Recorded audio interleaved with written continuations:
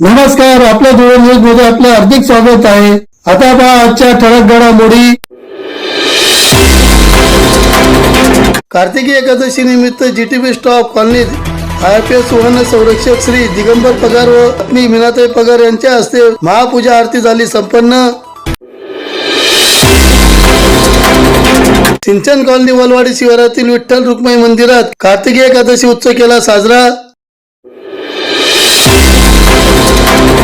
कार्तिकी एकादशी निमित्त GTB stop colony Deopur Dhule येथे श्री विठ्ठल रुक्मिणी मंदिरात सकाळी 7 वाजता महापूजा व महाआरती प्रादेशिक वन संरक्षक आदरणीय श्री दिगंबर पगार साहेब IPS व सहपत्नी मीनाताई पगार यांच्या शुभ हस्ते करण्यात आली। तसेच जीटीबी हाऊसिंग सोसायटीचे कोषाध्यक्ष प्रकाश सिसोदे सहपत्नी महापूजा केली।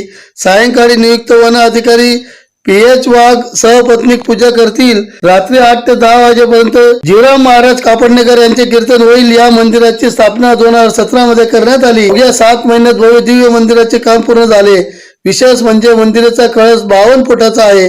श्री विठ्ठल रुक्मिणी मंदिराचा कळस संपूर्ण महाराष्ट्रात नसेल असा भव्य दिव्य कळस उभारण्यात आला आहे। वर्षातून आषाढी एकादशी व कार्तिकी एकादशी पूजा पाठ केली जाते। ZPCO प्रांताधिकारी अप्पर पोलीस अधीक्षक IPS वरिष्ठ अधिकारी पत्नीसह पूजापाठ केली गेली। आलेले मान्यवर यांचे भक्त निवास संचालक तर्फे शाल पुष्प देऊन सत्कार केला। यावेळी जीटीबी सोसायटीचे चेअरमन दादासाहेब कोटळकर, सचिव श्री नागराज देवचंद पाटील, कोषाध्यक्ष PT सिसोदे, प्राध्यापक विकास शिंदे, लग्न संचालक शिवादादा पवार, श्री ST चौधरी संचालक, JV बोरसे संचालक, माजी वन अधिकारी advocate Ramesh Shinde, RD Patil, PN Mahajan साहेब, सो सरला कोटळकर, सो रत्नाबाई पाटील, सो रेखाताई पवार व इतर महिला सदस्य महाआरती व पूजेसाठी उपस्थित होते।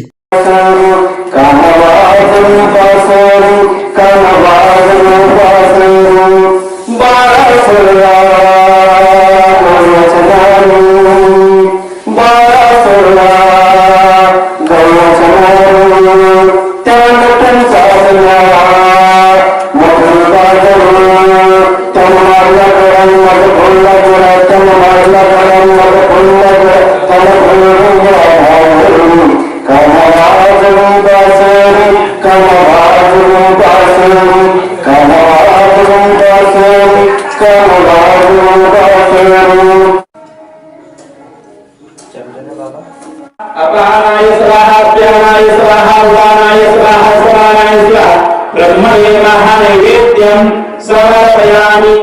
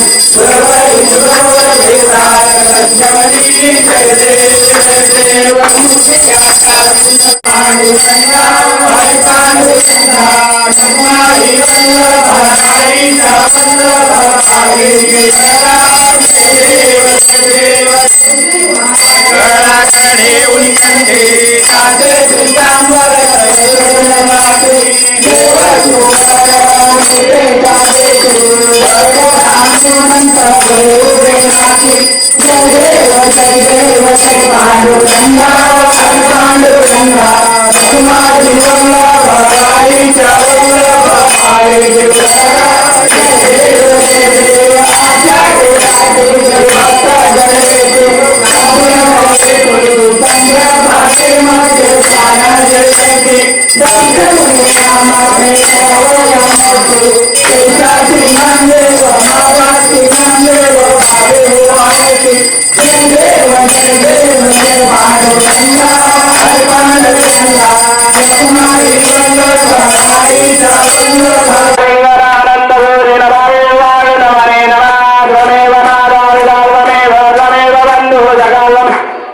आषाढी आणि कार्तिकी या ज्या दोन महापूजा असतात साहेब, तर ते आम्ही शासकीय अधिकारी आणि तेही जिल्ह्याचे प्रमुख यांच्या शुभ हस्ते करत असतो. गेल्या 4 वर्षापासून आम्ही पायंडा पाडला, परंतु गेल्या 2 वर्षापासून कोरोनाचं सावट सगळ्या देशावर जगावर ते सावट होतं. तरी देखील आम्ही शासकीय अधिकाऱ्यांना सोडलं नाही. कुठल्या तरी मार्गाने मागच्या वेळेस बच्चाव साहेबांच्या शुभ हस्ते या ठिकाणी परवानगी नसताना देखील प्रेमापोटी साहेब आले. त्याचं जास्त प्रदर्शन आम्ही न करता, प्रसिद्धी न देता ही महापूजा देखील आम्ही खंड न पडू देता पार पडलेली आहे. यापूर्वी या ठिकाणी या विठ्ठल रुक्मिणी मंदिरामध्ये 2017 साली या मंदिराची स्थापना झाली आणि अवघ्या 6 ते 8 महिन्यामध्ये हे मंदिर पूर्ण झालेलं आहे.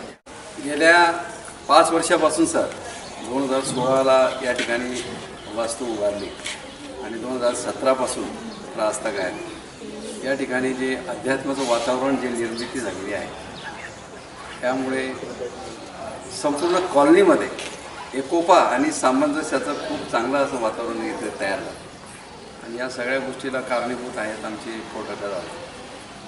त्यांनी या ठिकाणी संकल्पना मांडली आणि त्याप्रमाणे या ठिकाणी ही वास्तू उभारली गेली आणि हळूहळू ही कामं झाली. आम्ही सुरुवातीपासून 2017पासून दर आषाढी आणि कार्तिकी एकादशी यांची जी पूजा असते ती आम्ही सुरुवातीपासून ठरवलेलं होतं की कुठलाही नॉन ऑफिशियल माणसाला या ठिकाणी पूजेला बोलवायचं नाही. उच्च अधिकारी जे आहेत, ज्यांची समाजसेवा, ज्यांची खऱ्या अर्थाने समाजसेवा त्यांच्याकडून घडते, तर असे उच्च अधिकाऱ्यांना या ठिकाणी आपण पूजेला बोलवावं आणि विविध बोलवावं. आणि त्याप्रमाणे आतापर्यंत बरेचसे IAS अधिकारी, IPS अधिकारी या ठिकाणी येऊन गेले. असं होत नाही बऱ्याच वेळेला. आम्ही IAS अधिकारी आणि IPS अधिकाऱ्यांना अगोदर सूचना द्यावी लागते की बुवा तुमची सपत्नीक पूजा आहे आणि तुम्हाला यायचं आहे सकाळी पहाटे 6 वाजता. तर ते जनरली कसं आहे, मॅडमची तयारी होत नाही. पण आम्हाला इथं चित्र असं दिसलं की अगदी आपल्यातलं बिलकुल, म्हणजे त्यांना एवढी आवड आहे की चांगल्या प्रकारे अगदी तुम्ही या ठिकाणी उपस्थित झालात आणि आपल्या हस्ते ही पूजा घडली.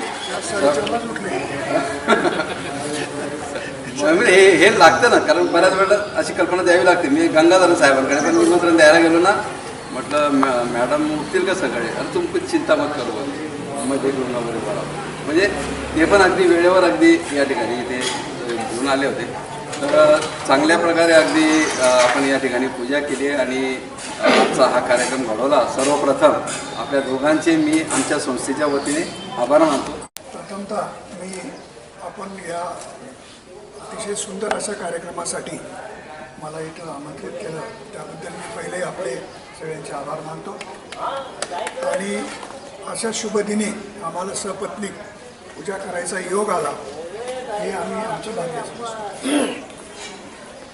मला अतिशय आज आनंद वाटला की इतक्या सुंदर अशा कॉलनीमध्ये आणि जो काही वृक्षांनी नटलेला हा सगळा तुमचा विठ्ठल रुक्मिणी मंदिराचा परिसर, त्यानंतर आपलं कार्यालय, इथली सगळी वृक्षवल्ली आणि इथं लावलेली सगळी झाडं पाहून अतिशय प्रसन्न वाटलं. निश्चितपणे आमचे वाघसाहेब, आमचे वनाधिकारी रिटायर्ड या ठिकाणी आहेत आणि ही कॉलनी आणि या कॉलनीमध्ये वृक्ष लागवड करणं हा ध्यास निश्चितपणे आपण तर सर्व आहातच, पण आमचे वनाधिकारी पण या ठिकाणी आहेत.